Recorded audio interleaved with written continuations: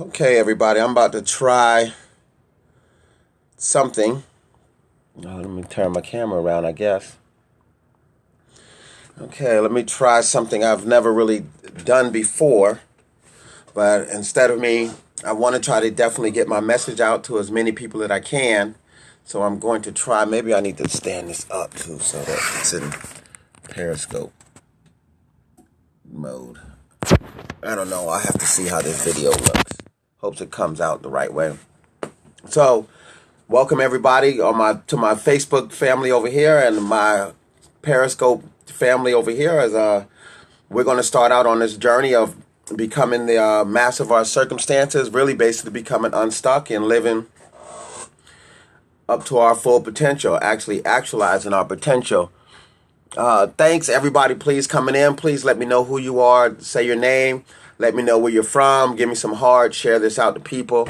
We're going to dive right into it. If you didn't catch the first scope on this series of the reverse effect, really unlocking your potential and applying these 7 life-changing principles to every aspect of your life, being able to maximize on your personal growth, maximize in your relationships, also maximizing in your health and wellness, goal achievement, being able to visualize and actualize your dreams into a physical reality.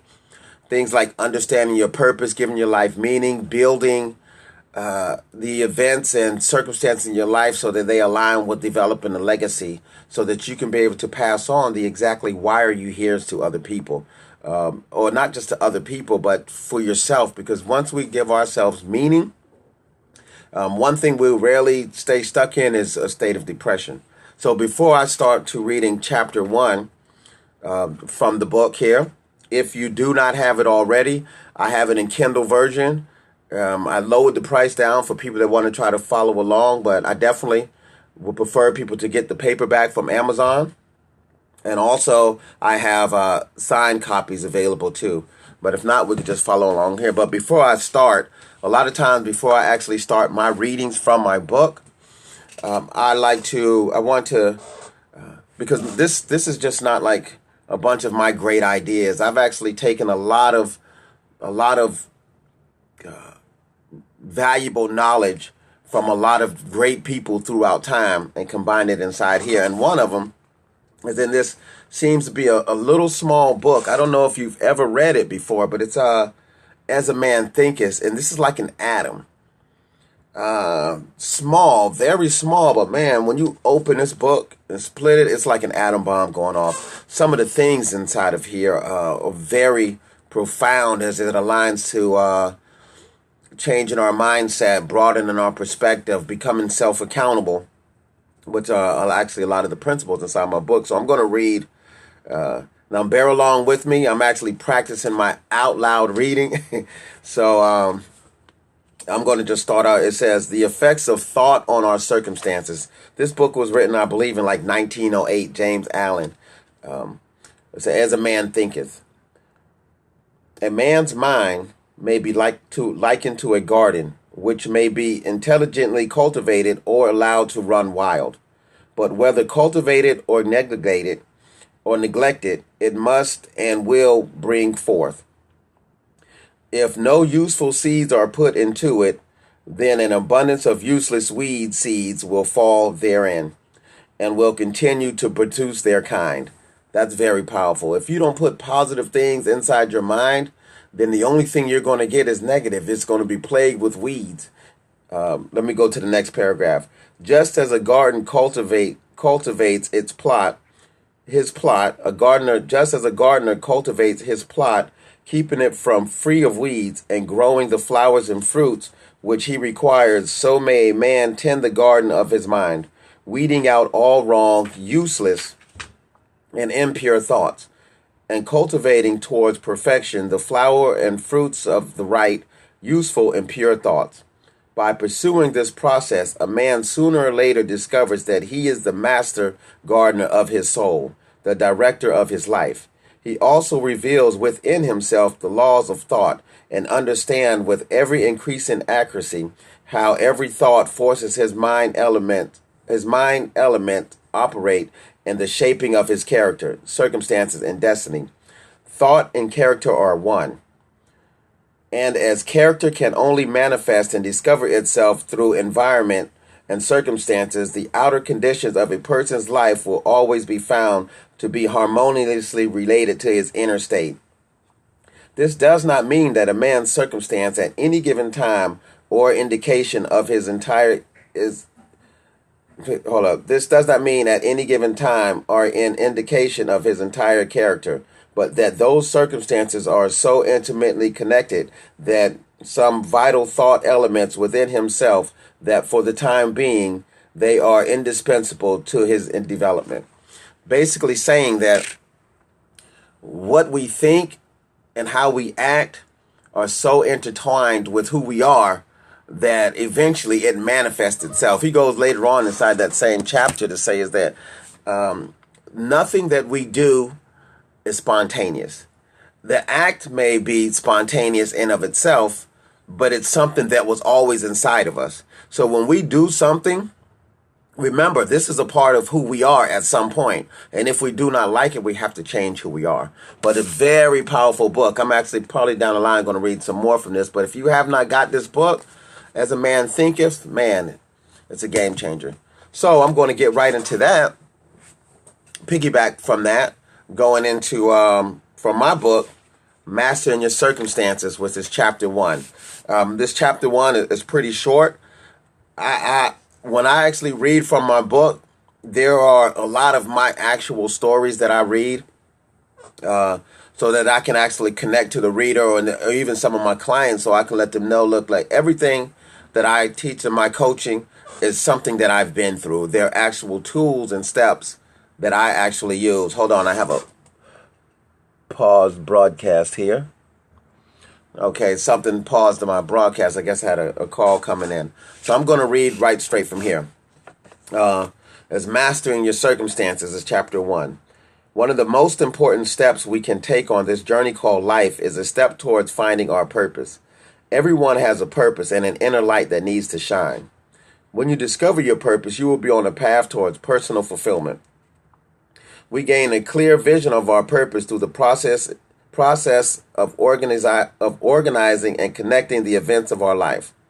In this way, life is like a jigsaw puzzle, and our experiences are the pieces of the puzzle. Once we understand how all these pieces have meaning and fit together is when we become the master of our circumstances. Every experience in life is important. Through them, you acquire the knowledge, skills, and wisdom it takes to become the best you. Life mastery comes through understanding and effectively applying what you've learned from your circumstances. This will make you a champion. A champion is one who continues to master his or her challenges until reaching their goal. If you want to succeed in life, you have to learn from your experiences. Remember that your goal is to become great and live the life of abundance. Settle for nothing less. Tony Robbins, a motivational speaker and self-made millionaire, said this: I have come to believe that all my past failures and frustrations were actually laying a foundation for the understanding that have created the new levels of living that I now enjoy. And then I go into a reflections part where I actually tell a piece of my story right here. And I talk about a story when I was 5 years old. And me and some friends was actually walking through, we were in the woods and we came up on a lagoon. I'm going to just tell it short real quick. And somehow I fell into the lagoon, or I was pushed. But it was at that moment that I realized that I couldn't swim. And I was like 5 years old. I remember sinking down into the water, and it was muddy, dark, and I couldn't see. And I was holding my breath till I got to a point where I could no longer hold it anymore. And I was like, really, if you've ever been close to drowning, you know what I'm talking about. And at that moment, this is just how I remember it. A hand reached down, and I grabbed the hand, and it pulled me up to the top of the water. But when I got up there, nobody was there. And this was 5 years old, and I didn't even learn how to swim till I was 11 because I had another drowning incident then. But this story actually connects to a part of my spiritual growth throughout the book. After I thought the spiritual part of me was actually dead for a lot of years. This was brought back to me as a reminder that I was with you then. And then I actually tie the story in. So if you want to read more in detail, of course, you'll have to get the book on your own. But that's basically what this italicized version tells, that part of the story. And then I come out to say that close call in the lagoon was just one of the many pieces of my life's jigsaw puzzle. At the time, it had little meaning to me. But when I combined it with the bigger picture, it played a major role in my spiritual growth and personal development. It helped shape my perspective and change the course of my life. Learning from our experiences builds character and shapes us into who we are and will become, even if we do not yet understand what that purpose is and how it applies to our life. Every situation is relevant. Remember, nothing happens without purpose, and everything has meaning, but only if you make it meaningful. A lot of people go around saying things like, that happened for a reason, or everything has a reason for being. You know what? That is just not true. If you are not aware of your circumstances and becoming the master of your circumstances, almost everything that happens to you is an accident. You're basically a walking accident. And I know people don't want to hear that, but if you're not controlling your life, everything that happens is an accident. There's no meaning behind it. The only way your life is going to have meaning is if you give it meaning. You have to apply the meaning to your life. So as I close out on this chapter, I says, I have reached a point in my life where I see no event or set of circumstances as meaningless. That close call in the lagoon was just one of the many pieces of my life jigsaw puzzle, and at the time it did not have meaning to me. Okay? On our journey of growth and self-actualization, you will experience hardships, setbacks, and triumphs. In the process of overcoming these setbacks, you will gain the confidence required to become the master of your circumstances. To be the master of your circumstances is to master your life. There is a saying that the difference between progress and depression is often a purpose. Develop your purpose, and you'll be able to develop your life. So that was in my my opening chapter, and becoming the master of your circumstances. So I want people to be able to, as we go through these series of personal transformation, actualizing our full purpose,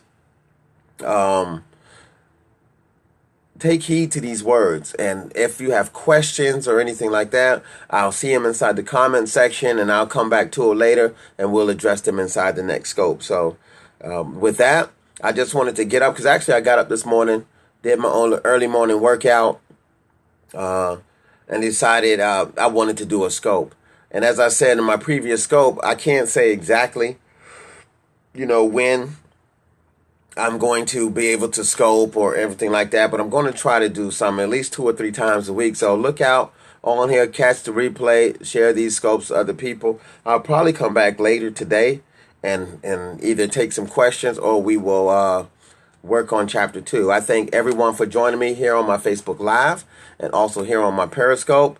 Enjoy the replay. Please share this out to anyone that you think that can help, and I will be seeing you soon. So remember, each one teach one. Always strive to be the strongest version of yourself, and never compare yourself to average people, or you'll never be more than average.